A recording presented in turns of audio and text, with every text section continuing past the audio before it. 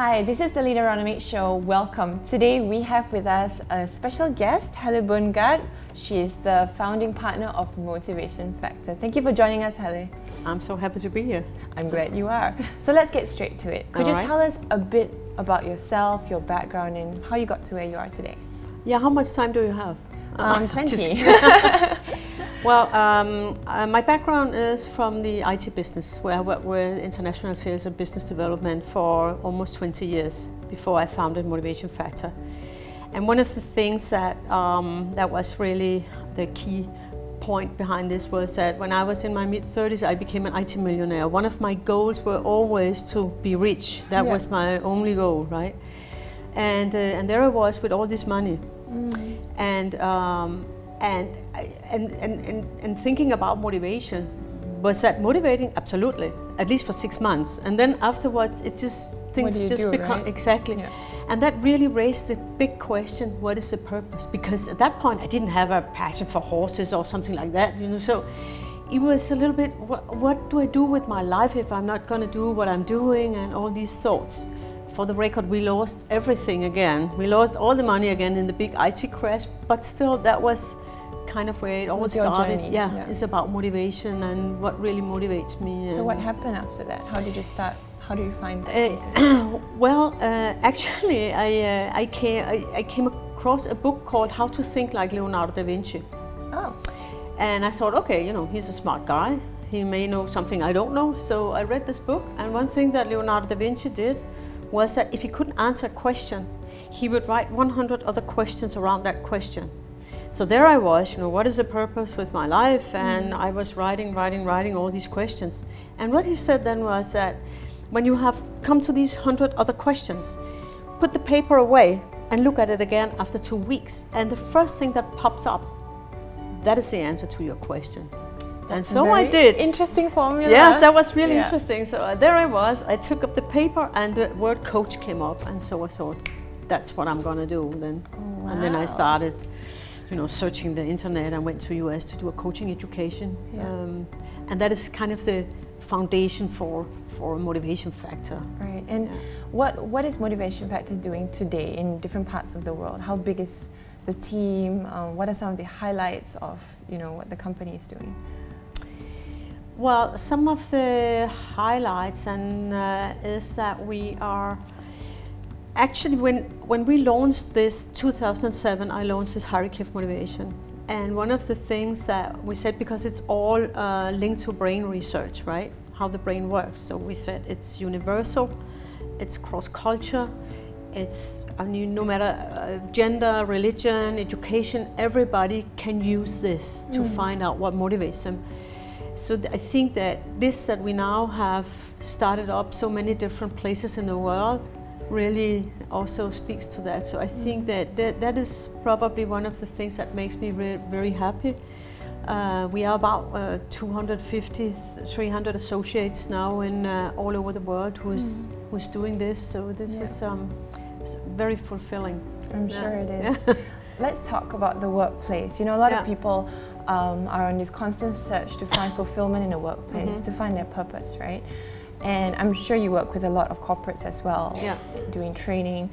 What are some of the common motivation factors that you notice, like a pattern in the workplace with people? Have there been any? There's many, but you can kind of, if I have to put out one, it would be that people are getting so stressed out there because they are pushed further and further, wanting to, you know, perform more and more with lower resources and so on and so forth.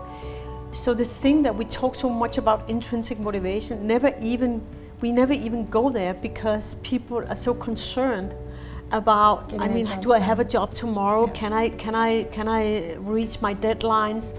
What about this? And will they deliver what I need them to do from marketing? All these kind of questions.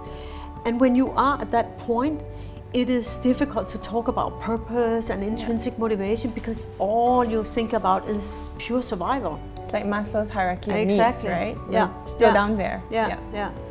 So this is one of the things I see a very big shift now, that most organizations, or a lot of them anyway, wants to talk about intrinsic motivation, but it is only half of the truth, right? So this is, you can see, this is the kind of pattern we see evolving, no matter if you talk US or Asia or Europe. But at least now it starts to become a awareness about it is important, and a willingness to do something about it. Absolutely. And I'm sure a lot of this also depends on the way the company is being led, right? It starts with the leaders. As you say, knowing more about it, that's just a start. But sometimes just a situation in a company, I'm sure that plays a big factor as to whether people are even allowed to start thinking about these things. So what are your thoughts on leadership? Like what can leaders start doing within their companies to introduce more of that space to care more about your purpose at work? Are there any strategic, just advice that you would give to leaders? That's a big question. And I want to start first with, I work with top executives from all over the world at IMD in Switzerland, also and different other places, teaching at the university and so on. So I have the biggest humility against being or towards leaders, because they are all trying to do the best they can. Yeah. But what comes out again is limited resources, and that means that you have, a lot of them have the best intentions, but it still get grounded in day-to-day survival things like firefighting and so on. So I think that the best advice is to, as a leader, to find your purpose, to find your leadership purpose, because not a lot of leaders have really asked themselves the question, why should people follow you? What are you, why are you a leader at all? Yeah. And what is it that your people can rely on, that you can help them with, right? Excellent. All right, we're going to take a quick break now, and we will be right back on the show with Helle Bundgaard to talk a little bit more about leadership.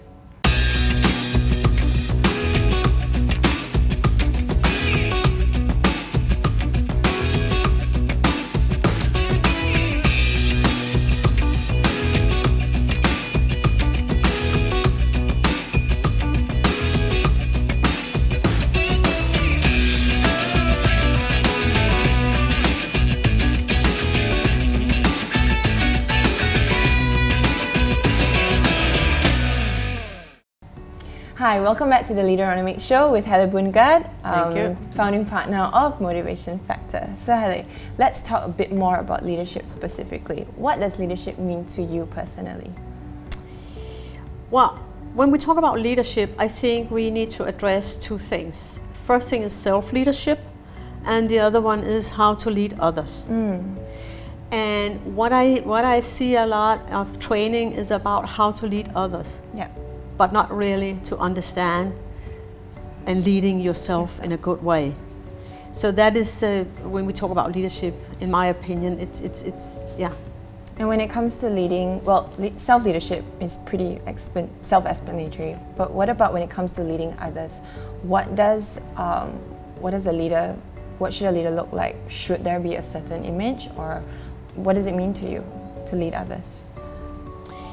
Well, I think that a lot of leaders are lost out there because they haven't really thought about what kind of leader they want to be. And we talked about that. Exactly. Yeah. And that means that they, in every context, are looking into what is the expectations here and there and there and there, and then they try to adapt to it instead of, and now we're back to the self-leadership, really diving into themselves, thinking about, okay, I know I'm repeating myself, but what really drives me? Because if you don't understand your own drivers and your own motive for being a leader at all, it's going to be very external driven instead of internal driven. Yeah. Yeah. And we know leadership is a journey, right? We talk a lot about crucible moments and how these moments kind of make us who we are today. Yeah. So you told us about how you were an IT millionaire because that was your goal to be rich, and it's not a bad thing. It is a goal, and then you realized that just wasn't enough, right? So what about that next chapter of life? Have there been any more significant crucible moments that have just helped you along the way during your time growing Motivation Factor, working with different leaders? Anything you'd like to share with us on that? Yeah, but I actually want to answer that question. I would actually want to go more back, because when looking at Motivation Factor, even though it's research based, it's based on brain research and so on, there is something happening for me when I was a child and when I was young that actually is brought into this whole context. And I think that those life experiences is even more important, because the knowledge about when I was 13, I ran away from home. I had a very troubled childhood, so I ran away from home. And I lived the streets for a couple of months, and after that I was picked up by the police and I was sent to a lot of different foster homes. Wow. And when you break up with an authority that big in such a young age, you are like, I was beyond reach, right? So I ended up in an institution. You had two groups of people there. One group was drug abusers, the other group was young people who were too young to go to prison, but very hard, criminal. Yeah. So there I was in this age of 13, thinking, okay, which group should I go to? So I said, let's take the drugs, because at least I will have some fun there, huh? Yeah. So I did, and it all culminated in me having taken an overdoses. And I woke up at the hospital, and the doctor was looking at me, and he said, you know what? If we found you half an hour later, you would have died. You would have died. Yeah. Did I know it was dangerous to take drugs? Absolutely. Did I do it anyway? Absolutely. And this is the whole thing when we talk about motivation and we talk about change. It comes from the inside out. You can't motivate others to stop smoking or taking drugs or whatever it is that they're doing if they are not motivated to do it. So for me, that was a wake-up call. And this is something that is one of the foundation in all of what we do today. It's always to think about what is that intrinsic driver that can really make us do the shift, right? Yeah. Do you work with young people in Motivation Factor? People who probably would have a similar story to yours, because sometimes a lot of these things happen when we're much younger, and if there's someone who could have been there to guide us, it will make such a big difference. Tell us a bit more about that. Yeah, I know people always ask me, what about, could you do something for, and yes, but it's not my, when I founded Motivation Factor back then, I was focused on leaders and leadership and organizations. Is there a huge need for these kind of things for young people, drug abusers, alcohol, people with problems anywhere? Yes. But this is not my focus area. But if anybody wants to take up that one, I would be happy to to help. But the beauty in what we are doing is that you actually can do it, and we have done it for younger people as well. Yeah. But it is not our focus area. That is still in the business environment. Absolutely. Yeah. But that's what I thought. You have that expertise, that know-how, the research, right? Yeah. All right. And in general, how do you think leaders can just improve themselves? Like, are there some go-to, habits that they should cultivate? What are your thoughts on that? Well, again, to improve yourself, you have to have the motivation. Correct. So they know their purpose, but once you know your purpose, how do you get from where you are to where you want to be? To where you want to be. Well, if we look at it from our context, it's always looking at the intrinsic drivers. That when you do want to develop something, do it from your talents. Don't talk about weaknesses, because weaknesses are not going to solve anything working on your weaknesses. But if you work on your talents and become even better at what you do, and also use them for maybe even compensating on whatever it is that you're not so good at, that is a much better strategy. And the other thing is that, again, understanding your drivers, because we are told that we need to change this or that, but there is a reason why things keeps coming up in these 360 reports that we see. You should be better at listening, and you're like, I have heard that before. Check, right? Yeah. So when you really understand your drivers, for instance, I have a need for being heard. This is why it's so difficult for me to listen, because I'm so eager to get heard. So when you ask people to change behavior, which has helped them so far, you are actually competing against your own brain. And the other thing is that you also, when we talk about leadership, that what brings leaders to the position that they are in is because they have been very result driven, being able to reach their goals, all these kind of things. But that is not the same requirement we have when we have to lead people. Yeah.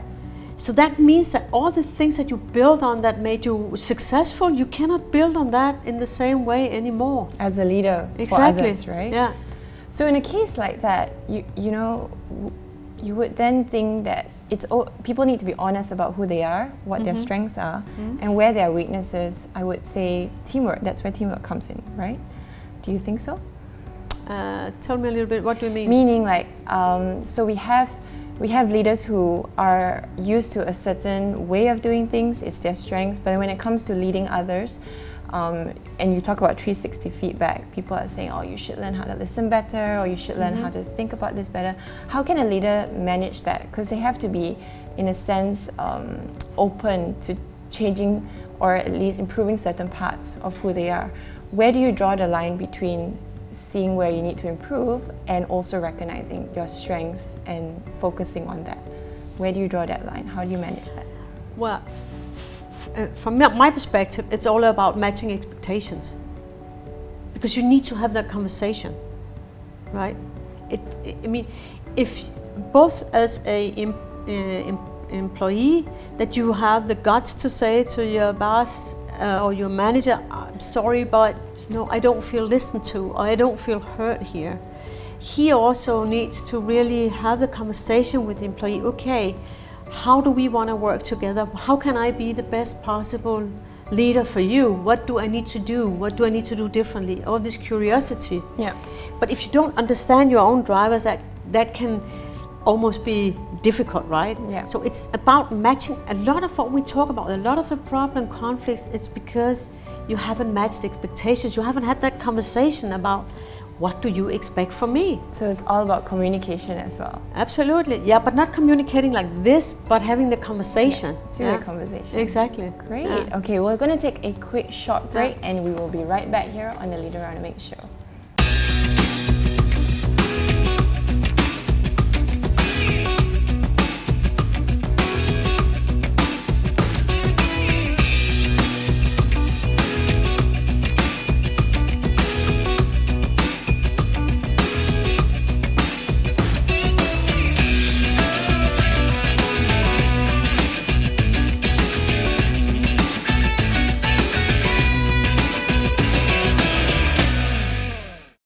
Hi, welcome back to the Leaderonomics Show. Helle Bundgaard, it's time for you to play Thinkonomics. You are? Yeah? So I love to play.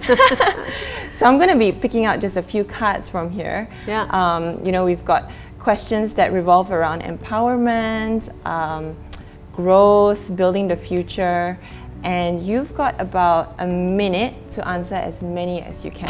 So feel free to keep your answers short. All right? Yeah. You ready? Mm-hmm. Okay, let's go. All right. If you could build your dream home, what would that look like? A sandcastle. What is wrong with the world today and how should we fix it? Gratitude. Sorry? Gratitude. Gratitude. How can you build communities of love among people? By loving yourself. And do you think geniuses are born or are they nurtured? It's half and half. Safe answer. If you had a choice to turn a movie into 3D, which movie would you pick? Do you watch movies? Yeah. Favorite one? 3D. Which one would I pick? Pick anyone. The latest one you watched. I don't know. Okay. To be honest, I don't know. No. Researchers say that you can be an expert at anything if you practice for 10,000 hours. Do you agree? No. Okay. Actually, we're done. Just a minute. That was fast, right? Yeah, it that went was by really fast. Yeah, do you want to do another minute? Maybe not. Yeah, that's fine. We can do that. Okay, just one more. Yeah. All right, so gonna time you again and go. Yeah. What would life be without the internet? Stressful. If you had all the funding in the world, what would you invent? Well, you kind of lived that already. Yeah, we'll skip that. Yeah. What are the 3 things that you would never ever do in your life? I would never hit other people. I never hit somebody. I would never steal, and I would never take advantage of underprivileged. People. Okay. What are the 2 impossible things you have done in your life? Impossible. Yeah, but I think that is about breaking all the premises for what was written for me from my childhood. And the second thing? And the second thing is to really do what I do without having an academical degree. That's a great story right there. Yeah. And do you really believe that honesty is the best policy? No. Okay, and we are done. Thank you. Yeah. So Helle, I just have one more question for you. You know, just thinking about building the future and about our youth. Do you have a word of advice for young people today, for fresh graduates, just based on your experience, any kind of leadership advice that you might have for them? Yeah, you know, I was at a conference to see one of the big Indian what do you call it, chief's son, talking about the old Indians. And what they did was, when the kids were 13 years, they were sent to a cliff, and they had to sit there to think about what their purpose was. So they couldn't come back to the tribe before they had defined their purpose.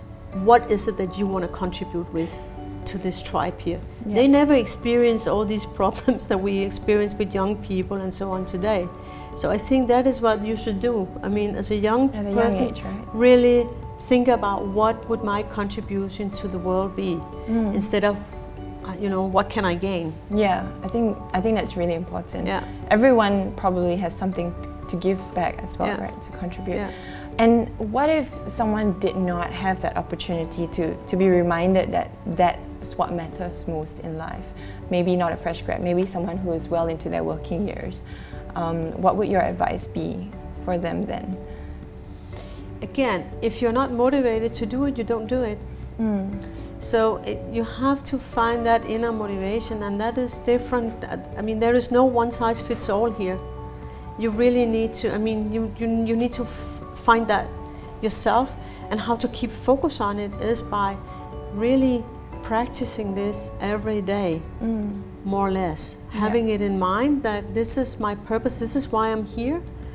My purpose is that through neuropsychology, I develop and catalyze new programs and methodologies that help people find their motivation. That is my purpose. Everything I do is around that purpose. Yeah.